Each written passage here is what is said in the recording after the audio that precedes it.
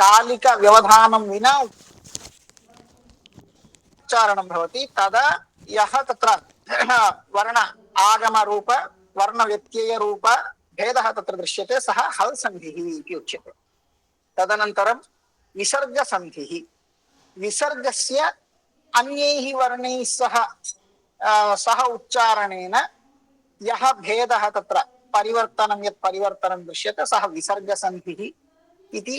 एवं पंचमः सन्धिस्तावत् स्वादिसन्धिः इति उच्यते। कः स्वा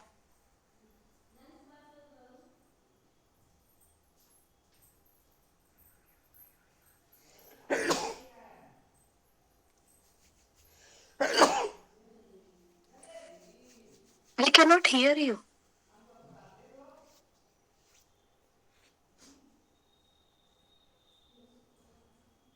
Sir, we can't hear you. I'm trying to tell.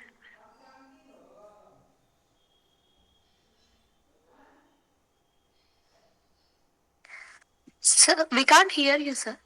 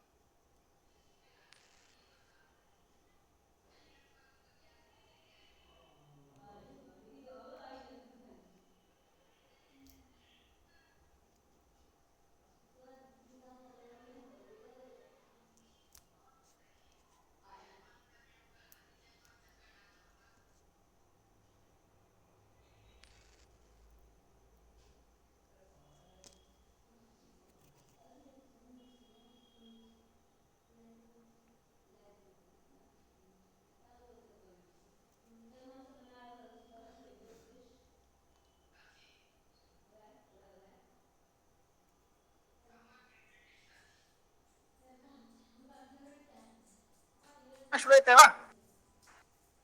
Yes. सः ब्लूटूथ उभयत्र कनेक्टेड अस्ति, लैपटॉप मध्ये एवं सेल फोन मध्ये। तत्र कॉल आगच्छति चेत् तदेव प्रयारिटी। तर्हि पंचसन्धि प्रकरणं, the prakaranam which tells about 5 types of sandhis. पंचसन्धि प्रकरणं। तत्र आदौ अत्सन्धिः, अज्वर्णानां मध्ये यत् संधि, संधि नाम जॉइनिंग, स्वर वर्णों के बीच में जो संधि होता है वो अत्सन्धि। उसके बाद प्रकृति भावः। प्रकृति भावः भी एक संधि है, जहां संधि होना चाहिए। ये प्रकृति भाव भी अत्सन्धि का ही अंतर्भाव है। This is also falls in atsandhi only, but here actually as per the rule the atsandhi should happen, but due to some circumstances the sandhi won't happen there, it will remain as it is। जैसा पूर्व स्थिति उसका है वैसा ही रहेगा। वस्तुतः प्रकृति भाव जो होता है वो अत्संधि के नियम के अनुसार वहां अत्संधि होना चाहिए, लेकिन वहां अत्संधि नहीं होगा। उसको प्रकृति भाव संधि प्रकृति भाव बोलते। प्रकृति मतलब जैसा है वैसा ही रहेगा, प्रकृति भाव संधि।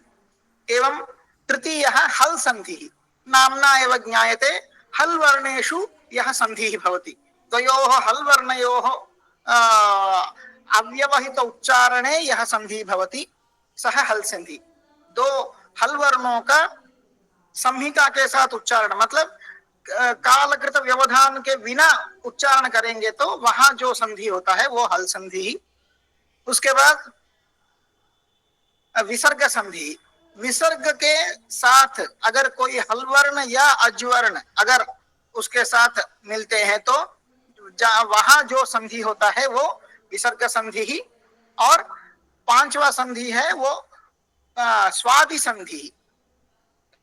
सुप्तिगंतम पदम, इस सूत्र में सुप जो 21 प्रत्यय एकविंशतिः प्रत्यय which are 21 pratyayas which are called sup pratyayas.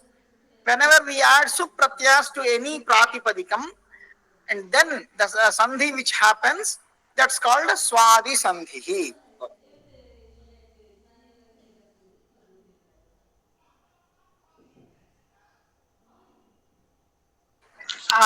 Can you please स्वादि संधि पुनः वक्तुं शक्यते वा?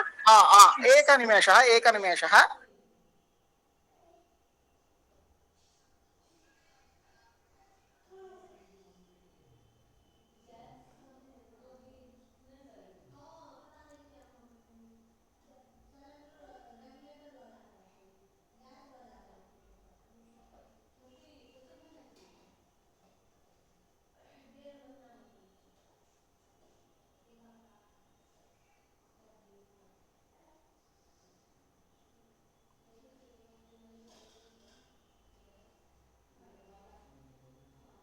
హలో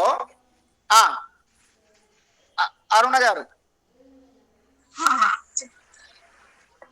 स्वादि संधि सु आदि संधि सु प्रत्ययमारभ्य ये प्रत्ययाः सन्ति, the Pratyaya which starts from su, so su au jas am out shas tabhyam bis, एते सर्वे प्रत्ययाः स्वादि प्रत्ययः मीन्स सु प्रत्ययाः, सर्वे सु प्रत्यय 21 प्रत्यय जो 21 प्रत्यय होते हैं सु प्रत्यय, उन प्रत्ययों के मेलन में जो संधि होता है, मतलब प्रातिपदिकम जो प्रकृति होता है और प्रत्यय होता है, उन दोनों को मिलाने के वक्त जो संधि होता है उसको स्वादि संधि बोलते हैं. संधि which occurs. So this is part of Ach Sandhi or No. This is part of Pancha Sandhi. You're talking about all the five, right? All the five sandhis, yes. Okay. So the sandhi which occurs when we add sup pratyaya to a pratipadikam or a prakriti, then the sandhi which occurs, that's called swadi sandhi. But in this text, swadi sandhi is not separately given. Only we'll see four sandhis: at sandhi, prakriti bhava also at the end of the at sandhi prakaranam only, and then hal sandhi starts, and then visarga sandhi.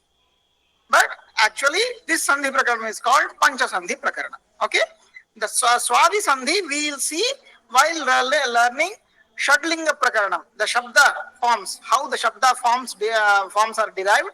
That's called the shadlinga prakaranam. Shadlingam means only we have seen three lingas: pullingam, strilingam, napumsalingam. But here ajanta and halanta, two kinds of shabdas. So Ajanta has three lingas and Halanta also has three lingas. So that's why Shadlinga Prakaranam.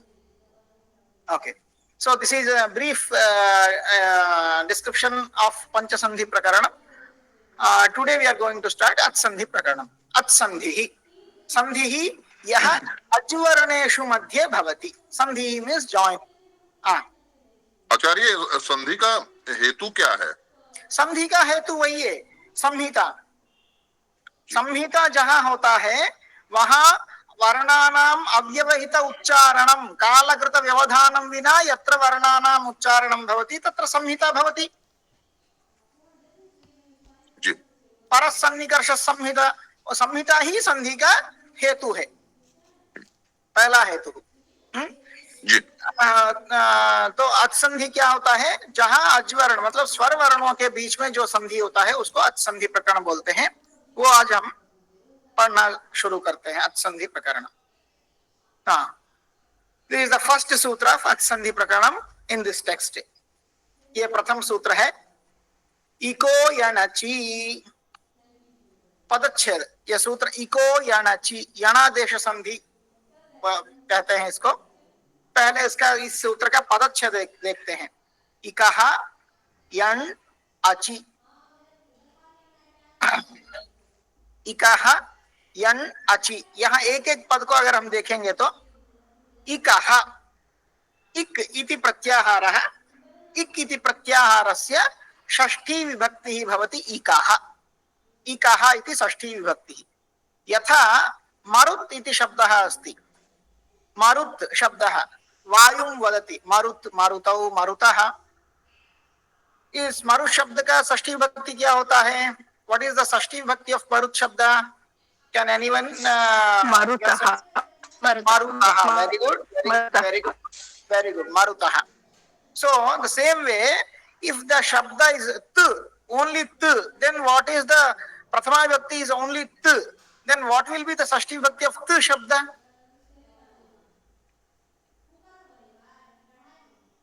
Taha.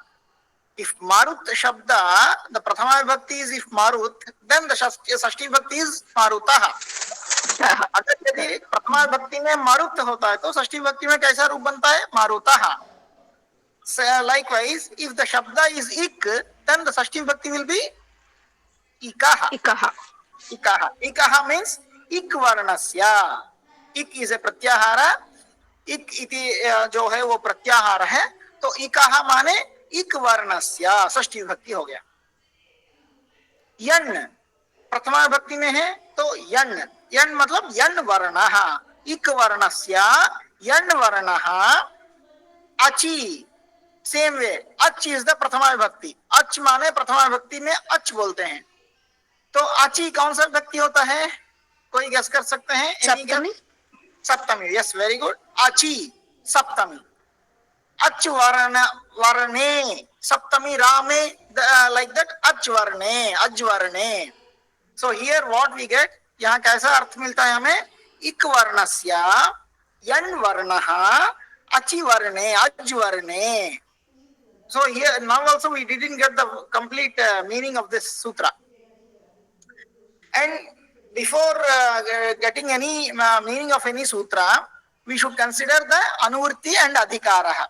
पहले किसी भी सूत्र का अर्थ निर्णय करने से पहले हमें इस सूत्र में कोई और दूसरा पद ऊपर से आता है, अनुवृत्ति की तौर से आता है क्या, नहीं देखना है. या फिर किसी अधिकार सूत्र, अधिकार सूत्र के बारे में हम पढ़े थे, जो सूत्र बिना किसी कारण हर एक सूत्र के साथ जाकर अपना अर्थ को वहां उपस्थापित करता है, वहां रखता है, उसी सूत्र में रखता है, उसको अधिकार सूत्र बोलते हैं. तो इस सूत्र किस अधिकार में है? संहितायाम बोल के एक अधिकार है. मतलब ये जो संधि कार्य जो आएंगे, ऑल द संधि will happen whenever there is samhita. So this samhita adhikaram says whenever, if this yana sandhi has to be happen, then there should be samhita. So samhitayam, this इको यणचि सूत्र संहितायाम के अधिकार में है, इसीलिए अगर यण संधि करना है तो वहां संहिता होनी चाहिए. हाँ? अभी इकाहा षष्ठी विभक्ति, उसका अर्थ क्या है? इक वर्णस्य स्थाने, इक वर्ण के जगह, इक वर्ण का. षष्ठी का अर्थ क्या है? संबंध. इक वर्ण का यण वर्णः अचि. अभी इक वर्णस्य स्थाने कैसे प्राप्त होता है ये अर्थ? How do we get in the place of इक वर्ण or in the place of इक letter, how do we get this meaning? whenever normally we use षष्ठी vibhakti to represent a relation or sambandha. Mama hastaha, mama hastaha, mama Shashthi, hastaha. Here I wanted to represent the relation between me and my organ hand. Mama hastaha. Mama pustakam, mama pustakam. Here I wanted to represent the relation between me and my book. So there are various types of relations, संबंधा. जहां जब भी हम षष्ठी विभक्ति का प्रयोग करते हैं, वहां किसी भी एक संबंध को हम बताना चाहते हैं. मामा पिता, this is जन्य जनक भाव संबंध. This is the relation of a father and son. This is the relation of swaswami bhava sambandha. I am the owner and this belongs to me. This is called swami bhava sambandha. Swam means dhanam or the property. Swam means the property. Swami means the owner, the one who owns the property. So that kind of sambandha. And here organ means avayava avayavi bhava sambandha. The avayavi means the person or the thing which has that organ. The relation in between these two, it's called avayava avayavi bhava sambandha. जो अवयवी होता है, हाँ. Sir, sorry, I'll take one step back and trying to understand. So, sir, ik is like, so it would be e, u, r, r, right? Yes. When we say that it is Shashti Vibhakti, I'm, Yes. not getting it. No, So no, can no. you explain? No, don't go to the Sashti Vibhakti of Ikaha. I didn't explain the meaning of Sashti Vibhakti, what is in Ik Shabda. I am just explaining the general meaning of Sashti Vibhakti, what we normally see in Loka. Okay, no, but why is it like in the third line? I'm coming to that. Okay. जो तो ये साधारण तौर पे षष्ठी विभक्ति जब भी हम कहीं भी यूज करते हैं, षष्ठी विभक्ति का उपयोग करते हैं, तो वहां किसी ना किसी एक संबंध बतलाता है वो षष्ठी विभक्ति. To represent any kind of संबंध वी यूज षष्ठी विभक्ति. सो हियर देयर इज षष्ठी विभक्ति इकः मींस इक वर्णस्य. But we can't find any kind of relation or sambandha here. Ikaha yan, what is? Ikaha, it is not a organ of ikaha or not a part of ikaha. Yan is not a part of ikaha because yan is a separate letter, ik is a separate letter. Yan जो होता है वो अलग अक्षर होता है, ik जो होता है वो अलग अक्षर होता है. तो इन दोनों का बीच में क्या? ये इसका पिता नहीं है तो जन्य जनक भाव नहीं बोल सकते हैं. ये इसका स्वामी नहीं है तो स्वस्वामी भाव नहीं बोल सकते हैं. ये इसका अंग नहीं है, अवयव नहीं है तो अवयव अवयवी भाव नहीं बोल सकते हैं. तो कौन सा संबंध या? तो जहां भी व्याकरण शास्त्र में जिस षष्ठी का यह संबंध है बोल के निर्धारण नहीं कर सकते हैं, वहां उस षष्ठी को क्या बोलेंगे हम? स्थान षष्ठी. लिख के रखिए, स्थान षष्ठी. Only it applies in Vyakarana Shastra. Whenever in any sutra we find Sashti Vibhakti, but we can't declare the relation of the Sashti Vibhakti represented by that Sashti, then we should understand that Sashti is Sthana Sashti. Or we can say, we can add a padam sthane to that Sashti Vibhakti padam. नहीं तो ऐसे समझ सकते हैं हमें ऐसी षष्ठी जहां भाई हमें दिखती है, जहां ये संबंध, इस षष्ठी का ये संबंध है बोल के कुछ निर्धारण नहीं कर सकते हैं, उस षष्ठी विभक्ति पद के साथ स्थाने पद को जोड़ दीजिए. तो इक वर्णस्य स्थाने, इन द प्लेस ऑफ इक वर्णा. Got it? In the place of ikvarna, ikvarnasya स्थान, ikvarna के स्थान में यण वर्णः भवति. तदा, whenever any saptami we see in Vyakarana Sutras, mostly that will be para saptami, ajvarne pare. Paratra ajvarnah asti chet. If we understand in English, wanted to understand in English, the ik varna will be replaced by yan varna whenever the ik varna is followed by a aj varna. So ik varnasya sthane, aj varna kutra bhavati? Ik varnasya sthane bhavati. So the sashti represents the sthani or the letter which should be replaced. The Sashti tells us, yes, the Ik Varna has got the Sashti Bhakti, that's why Ik Varna will be replaced. Just Sir, sorry, like, I mean, the last letter of the pada, which is in Shashti Vibhakti, if that is Ika. Why last letter? So that's what I've said, because Sandhi would be like No, I mean, no, you don't. Don't consider that sandhi would be only in between two padams, and the last padam and the first letter of the second padam. Not like that. You just consider there are two letters, and there is samhita in between two ajvarnas. okay. And if the previous ajvarna is ik letter, and the ik letter is followed by a aj letter vowel, then the ik will be replaced. So this sashti tells us that the replaceable letter which should be replaced, because the ik is represented by sashti vibhakti, hence we got that ik will be replaced. Aruna ji. So if I understood right, ik is the pratyahara, and there is the Sashti Vibhakti is like a code. It is a clue. The moment you see any pratyahara that is in Sashti Vibhakti, it means it is a replaceable. This contains the replaceable varnas. Yes, very Right? good, very good. Not only Sashti Bhakti, when we can't define the meaning of Sashti Bhakti, then only that Sashti Bhakti tells about that this is the replaceable letter. That this is a replaceable. Okay. Not necessarily pratyahara, but any. इसका ये अर्थ है,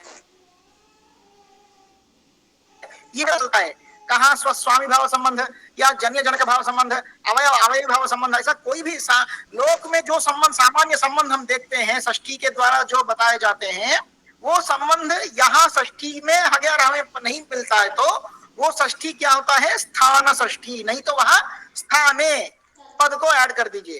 तो इकः मतलब इक वर्णस्य स्थाने, इक वर्णस्य स्थाने यण् वर्णः भवति कदा अचि संहितायां विषये, यदा अज्वर्णः परत्र अस्ति, परत्र means not only the ajvarna is following ik varna, but it is avyavahita ajvarna parakatvam, avyavahita ajvarna parakatvam. It means without any time gap the vowel is following the ik letter without any time gap. yan varna ik varna के बाद कुछ भी समय व्यवधान के बिना अज्वर्ण स्वर वर्ण है, अगर ऐसा है तो वह इग वर्ण के स्थान पर यण वर्ण आ जाते हैं, आदेश के तौर पे आ जाता है। इज इट क्लियर कौशल जी? जी हाँ, आप सभी पे अगर कोई दिक्कत नहीं है तो वीडियो ऑन कीजिए, नहीं तो मैं किसी एक को या दो लोगों को देख के उनकी ये में भी मैं समझाते चला जाता हूँ, उनके स्तर में मैं वीडियो ऑन होने आचार्य से यहाँ लाइट गई हुई है, इसीलिए बस अभी आई है लाइट। अगर कोई दिक्कत है तो छोड़िए, कोई बात नहीं, अगर कर सकते हैं तो पूछिए, कोई बात नहीं। जी हाँ, नहीं आचार्य, Network issues also are there. So इसमें आचार्य एक विषय जो आपने कहा कि एक वर्ण के स्थान पर यण आ जाएगा और उसके आने का कंडीशन प्रेसिडेंट होगा कि एक को फॉलो करना चाहिए अच वर्ण को, अजवर्ण, वो भी बिना कोई समय व्यवधान, संहिता होनी चाहिए। संहिता है मतलब समय व्यवधान नहीं है। ठीक है, तब रिप्लेस होगा बीच, एक वर्ण रिप्लेस हो जाएगा। ठीक। हाँ, संपूर्ण सूत्र का अर्थ क्या है? इकः स्थाने, how we get स्थाने, this is all clear. Okay, whenever we see sashti and we can't define the meaning of sashti, then that sashti remains sthana sashti. जी। इक वर्णस्य स्थाने, that is इकः स्थाने यण् भवति, यण् वर्णः भवति कदा अचि संहितायां विषये, परत्र अज्वर्णः अस्ति चेत् इति सूत्रस्य अर्थः। अधुना सूत्रम नाम लक्षणम। सूत्रम is also called lakshanam. Lakshanam means somebody says what is a cow? Gauh नाम कः?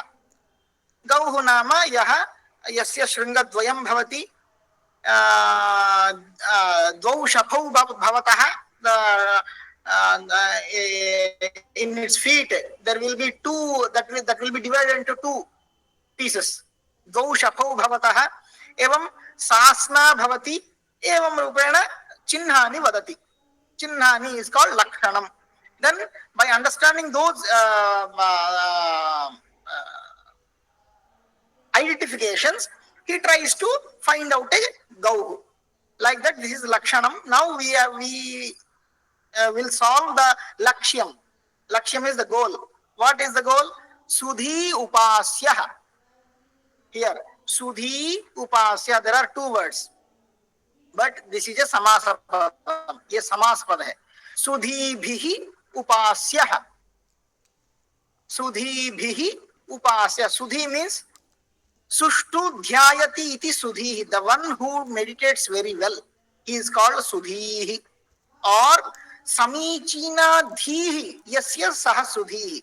The one who has a very good intellectual, he is called sudhi. हाँ, जो बहुत अच्छा ध्यान करता है वो सुधी ही कहलाता है. नहीं तो जिसकी बुद्धि बहुत अच्छी बुद्धि है वो सुधी ही कहलाता है. तो ये सुधी उपास्य शब्द का क्या अर्थ है? जो ये सुधियों के द्वारा उपास्य है, उपासना करने लायक है. The one which is to be worshipped or worshipable by a good intellectual or by a person who meditates well. He is called Sudhi Upasya, Sudhi Upasya, Sudhi Vihi Upasya or Sudhi Nam Upasya. One is worshipable for those people, the Sudhi people. सुधियों के द्वारा जो उपास्य है या सुधियों का जो उपास्य है वो शुद्धि उपास्य कहलाता है. अभी इस रूप को कैसे हम इको यणचि सूत्र का प्रयोग कर सकते हैं देखते हैं. अरुण गारू.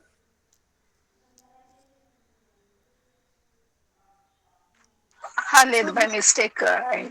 Okay fine. हाँ, क्यों ये समास कहता हूं? क्योंकि जहां समास होता है वहां संहिता नित्या होता है. कोई उस श्लोक को याद कर सकते हैं? एनीवन कैन रिमेंबर द श्लोक? संहितैकपदे संहितैकपदे नित्या नित्या धातु उपसर्गयोः नित्या समासे वाक्ये तु सा विवक्षाम अपेक्षते. Very good Arun. संहिता एकपदे नित्या नित्या धातुपसर्गयोः नित्या समासे. इन समास also the samhita remains nitya. So whenever samhita is there, then the sandhi or whatever the required sandhi will happen, because we know that samhita is the cause of sandhi. संहिता जहां होता है वहां संधि होता है. तो ये सुधी उपास्य ये संहिता समास पद है. और सुधी भी उपास्य, हर हमेशा समास जहां होता है वहां विभक्ति का लोप हो जाता है. रामस्य आलयः, वो स्या का लोप हो जाता है. आलयः वो विसर्ग का भी लोप हो जाता है. उसके बाद इन दोनों में संधि होता है. वैसे सुधी भी उपास्य, वो भी जो प्रत्यय होता है उसका लोप हो जाता है. उपास्य वो विसर्ग का भी लोप हो जाता है. उसके बाद सुधी उपास्य. नाउ वी गेट दिस सुधी उपास्य on our operation table. Now we have to operate this सुधी उपास्य. So ये सूत्र क्या कहता है? इक वर्ण के स्थान पे यण वर्ण होता है. ठीक है, अभी हम देखेंगे कहीं कहाँ इक वर्ण है. सुधी यहाँ ई दिखता है, लेकिन ई इक वर्ण है क्या? इज दिस दीर्घ ईकारा इज इक? इज इट इन माहेश्वर सूत्र इन pratyahara? it is not there, but E refers to all the variations of E. Yes. By which sutra we can take all the variations of E? Anudit savarnasya cha pratyaya. Very good. So anudit savarnasya cha pratyaya. And this sutra tells us, ये सूत्र क्या कहता है? जो अनवर्ण विधेय नहीं होता है, मतलब स्थानीय हो सकता है और निमित्त हो सकता है. स्थानी में है अभी इक वर्णस्य स्थाने. So here ik is sthani, uddeshyam. So we can get its savarnas also. So यहाँ ई जो है वो वस्तुतः ह्रस्व इकार ही इक होता है, लेकिन ये स्थानी में है और अनवर्ण है, इसीलिए इसके सवर्ण भी को भी हम ग्रहण कर सकते हैं. इसीलिए सुधी में जो ई भी है वो इक वर्ण हो जाएगा. ओके, हाँ, इक वर्णस्य स्थाने यन वर्णः भवति. ओके, इक विल बी रिप्लेस्ड बाय यन. इक वर्णास आर ई उ रु ल 4 and yan varnas are also ya va ra la 4 letters. kada paratra ajvarnah asti chet. Fine. Now there is another doubt. और एक संदेह भी है. सुधी में कितने इक वर्ण हैं? How many ik varnas are there in Sudhi, in the word Sudhi? There are 2 ik varnas are there. S, U, D, E. U also ik varna. And E also ik varna. Now a doubt arises that which ik varna should be replaced? Either the very next, very previous ik varna of the Achvarna or any ik varna which are before the Ajvarna. अभी ये संदेह उत्पन्न होता है. सुधी में 2 इक वर्ण हैं, उ एक इक वर्ण है और ई एक इक वर्ण है. अभी अचवर्ण तो बाद में है, लेकिन अचवर्ण से पहले जो अव्यवहित मतलब विदाउट एनी गैप जो ई कार है, इक वर्ण है, उसके स्थान पे यण होगा, या जो 2 वर्णों के छोड़कर जो उकार है व्यवधान में उसी के स्थान पे यण होगा. अभी एक संदेह है. अभी ऐसे संदेह को कौन सा सूत्र निवारण करेगा? हम पढ़े थे, we discussed about in samya this kind of sutra. What kind of sutra is will be clarifying our doubts while applying vidhi sutra. The sutra which clarifies doubts while applying vidhi sutra. जो विधि सूत्र को हम apply कर मतलब जहां विधेय में उपयोग करते हैं, तब जो संदेह होते हैं उन संदेहों को निवारण कौन सा सूत्र करता है? परिभाषा सूत्र. तो परिभाषा सूत्र भी यहाँ आता है इस संदेह की निवृत्ति के लिए. हाँ, ये सूत्र है तस्मिन् इति निर्दिष्टे पूर्वस्य. तस्मिन् इति निर्दिष्टे पूर्वस्य, ये सूत्र परिभाषा सूत्र होता है. अभी यहाँ हमारे लिए ये संदेह हो गया कि अजवर्ण के अव्यवहित पूर्व वर्ण को स्थान पे इक वर्ण होगा, या उस दोनों वर्ण को छोड़ के जो उकार है इक वर्ण, उस इक वर्ण के स्थान पे यण वर्ण होगा. ये संदेह है. तो इस संदेह को निवारण करने के लिए तस्मिन् इति निर्दिष्टे पूर्वस्य, ये सूत्र क्या कहता है?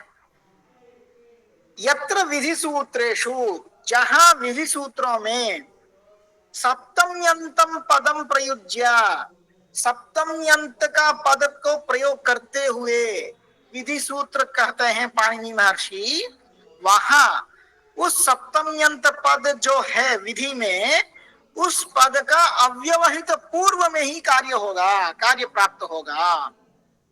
Whenever in a vidhi sutra there is a saptamyantam padam is there, like how in iko and achi is the saptamyantam, and that is the cause. So that vidhi, that yan vidhi will happen the very next or very before the without any gap, the ajvarna igvarna, which is the presiding the ajvarna without any gap. Only that igvarna will get that yan varna or that yan karyam.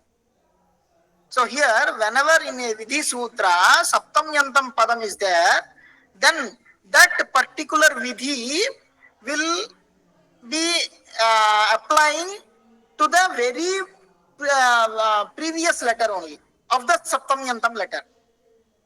जहां विधि सूत्र में सप्तम्यंत पद का उपयोग करते हुए विधि सूत्र अगर बताते हैं, उदाहरण के तौर पे इको यण अची, अची बोल के सप्तम्यंतम पद है, तो ये जो यण विधि जो होता है, यण आदेश जो होता है, ये कहाँ होता है? अच पदम जहां है, अजवर्ण जो है, उसका अव्यवहित पूर्व इक वर्ण को ही प्राप्त करता है। तो इस संदेह का निवारण हो गया, संदेह का निवारण हो गया। कैसे? अभी सुधी यहाँ दो इक वर्ण है, फिर भी अव्यवहित पूर्व इक वर्ण मतलब कौन सा इक वर्ण है? वो ईकार ही है, नहीं न तो ऊकार। अव्यवहिता इत्युक्ते किम्? व्यवधानम मतलब गैप, अव्यवधानम मतलब without any gap. Okay okay. क्योंकि जो उकार है वो व्यवहित है, धकार और ईकार ये दोनों वर्णों से वो व्यवधान है। It is separated by these two letters, but ईकार is not separated by anyone or any letter, that is अव्यवहितम। हाँ, नाउ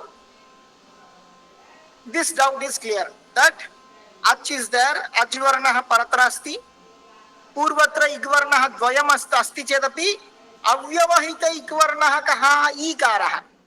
अतः ईकारस्य स्थाने यण् वर्णः भवति। एतावत्पर्यन्तं सन्देहः नास्ति। अधुना सन्देहः, कः यण् वर्णः भवति? यतोहि इग् वर्णाः चत्वारः न सन्ति। इग् वर्णाः कति सन्ति? इकारः 18 वर्णाः, उकारः 18 वर्णाः, ऋकारः 30 वर्णाः, लिकारः 30 वर्णाः। एतेषां वर्णानां स्थाने यण् वर्णाः कति सन्ति? 7 वर्णाः सन्ति।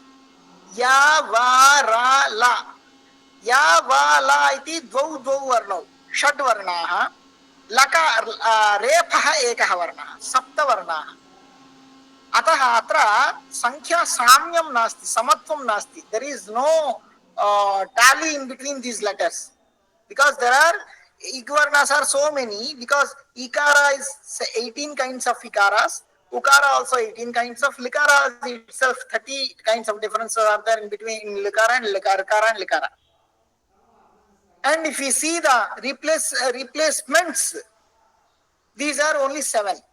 So there is no equality in between the replaceable letters and the replacement letters. स्थानी एवं आदेश अनयोः समसंख्याकत्वं नास्ति, सम संख्या नहीं है इनमें। जो इगवर्ण होते हैं वो इकार जो 18 है, उकार 18 है, और ऋ ल ये आपस में 30 मतलब 30 वर्ण है, और उनके स्थान में जो यण वर्ण आते हैं वो 7 हैं। या अनुनासिक अनुनासिक 2 हैं, वैसे व और ला ये 2 मतलब 6 वर्ण हैं, और रेफ रकार जो है वो मिलके 7। अभी हमें चिंता है कि और संदेह उत्पन्न हुआ कि कौन सा वर्ण के स्थान पे कौन सा वर्ण आदेश में आएगा, ये एक संदेह है। इस संदेह के निवारण के लिए और एक परिभाषा सूत्र, स्थानेन्तरतमः, स्थानेन्तरतमः, स्थाने अंतरतमः पदच्छेद है, स्थाने अंतरतमः। स्थाने प्रसंगे सति एकस्य वर्णस्य स्थाने अन्यस्य वर्णस्य आदेश प्रसंगे, whenever the context arises that the which letter should replace the which letter, in that context तस्य स्थाने प्रसंगे, कस्य प्रसंगे? एकस्य वर्णस्य अन्यस्य वर्णस्य आदेश प्रसंगे। एक वर्ण के स्थान पर दूसरा वर्ण का आदेश होगा, ऐसे प्रसक्ति जहां आता है वहां क्या करना चाहिए? अंतरतमः आदेशः भवति। अंतरतमः मीन्स सदृशतमः, द मोस्ट सिमिलर वर्ण will replace that replaceable letter. अंतरतमः, द मोस्ट सिमिलर लेटर। अंतरतमः मतलब अधिकतम सदृश जो है वही वर्ण उसी स्थानी को स्थानी के स्थान पे आदेश के तौर पे जाएगा. हाँ. Sir, can you explain again? I didn't get it. Because whenever a context arises of replacement, then the varna which will replace that should be the most similar to the replaceable letter. Okay. Okay. Okay. I mean, with example, if you can say that I can understand. Yes, yes. Yeah. अभी देखिए normally किसी का चाबी गुम हो गया. If somebody has lost his key, what he will try, the opener who comes, the key opener, the lock opener, what he will try, how he will try to open the lock? He will try the most similar key which will fit in that slot. So the most similar letter, जो वर्ण इस स्थानीय वर्ण के साथ अंतरतम होता है, मतलब सदृशतम होता है, उससे ज्यादा सदृश नहीं होगा, वो ही वर्ण इस स्थानीय के स्थान पे आदेश के तौर पर आएगा. तो अभी देखिए ये सदृशतम, तम मतलब क्या है? One among all. The most similar means there are so many similar varnas are there, but the one which is the one we pick as the most similar letter.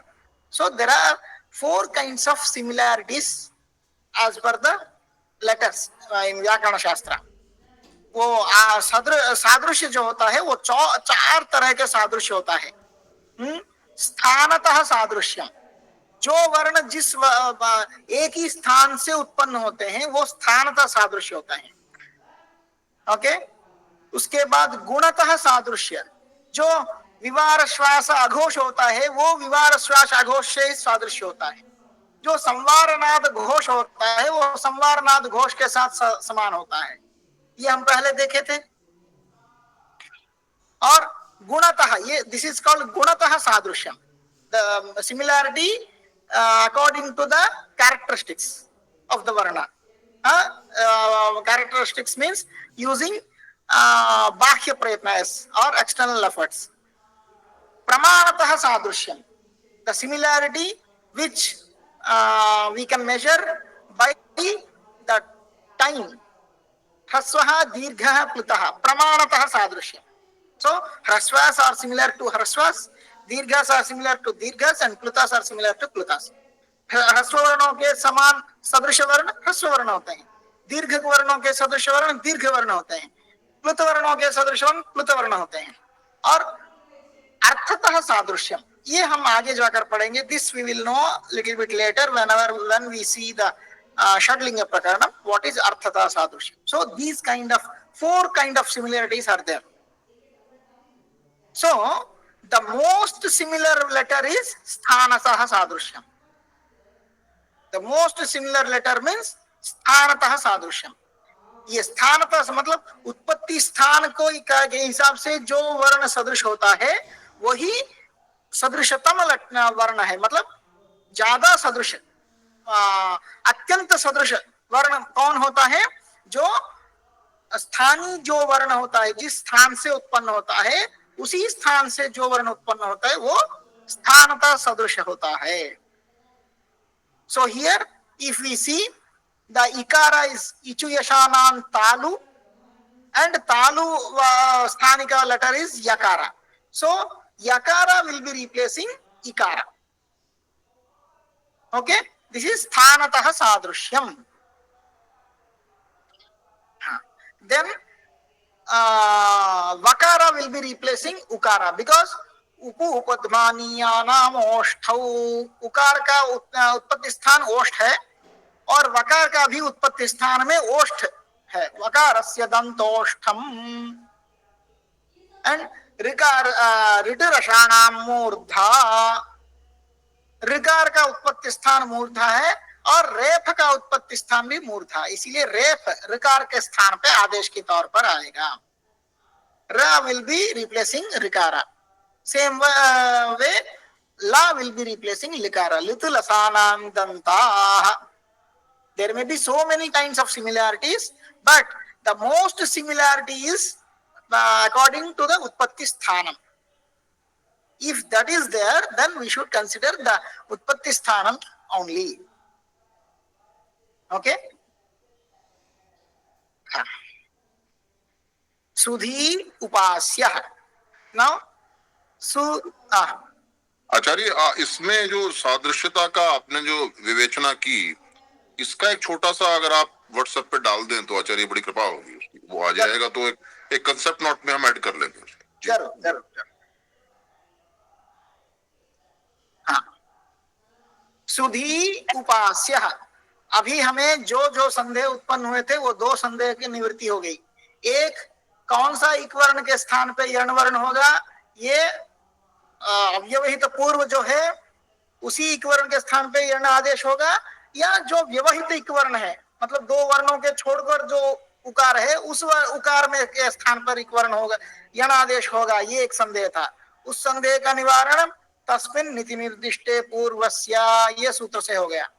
और दूसरा संदेह, ठीक है, इक वर्ण मतलब बहुत सारे इक वर्ण है, इकार ही 18 इकार है, उकार 18 है, ऋकार 30 है और लिकार 30 है। इन वर्णों के स्थान पे यण वर्ण ये 7 है। कैसे आदेश होंगे? मतलब यहाँ स्थानतः जो वर्ण स्थानीय जिस स्थान से उत्पन्न होता है उसी स्थान का आदेश उसी स्थान पे होगा। अभी इकार वो चाहे ह्रस्व हो दीर्घ हो, ये 18 इकार कहाँ से उत्पन्न होते हैं? तालु से उत्पन्न होते हैं। तो तालु वर्ण आदेश क्या है? यकार है। तो यकार, इन सारे 18 इकार जो हैं इन 18 इकारों के स्थान पे ये यकार आदेश के तौर पे आएंगे। ऐसे ऐसे सुधी उपास्य, अभी सुध ई उपास्य, अभी ईकार के स्थान पे कौन सा वर्ण आएगा?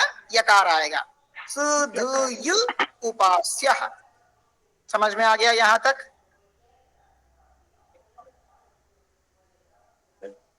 I hope this is clear for all. कौशल जी? जी जी। तो कुछ संदेह है तो पूछिए, यहाँ से आगे और थोड़ा विस्तृत होते जाएगा।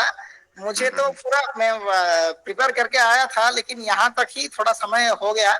अभी 5-7 मिनट में वो ठीक से समझा नहीं जा सकता है, क्योंकि थोड़ा गहन विषय है।